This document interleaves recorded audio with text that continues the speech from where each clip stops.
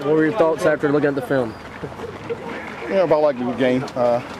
We probably played the best game. We executed our assignment better than we ever did the entire season. So, and for two reasons. I think we kept it simple on defense, and I think young men really prepared themselves well to go out and do that. What did you see out of Marty in defense in that starting role? Out of Marty?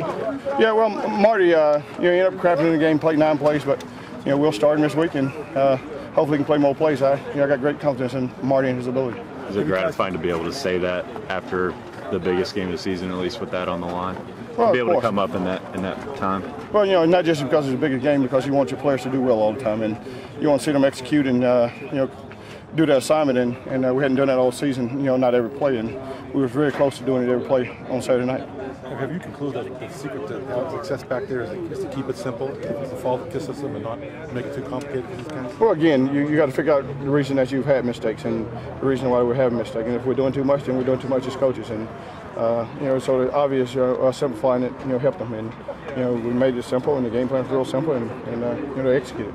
Players come to you and tell you that it's a little too complex, they want to simplify it, or the coach just made the decision on it? Not at all. I mean, again, I think we did it as a defensive staff, and then Florida, being a hurry-up offense, dictated that you can't just do a lot of things and make a lot of checks, and so we try to keep it simple, and hopefully we learn as coaches that that's the best thing to do if you want your guys to play fast. Do you think it's helped to have everybody in the same room in the secondary?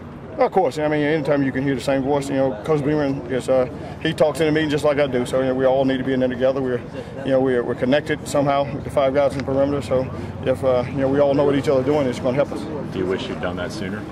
Well, hindsight is I guess 2020. So I guess if it's going to make us better, then sure. How'd that 3-man rotation at safety?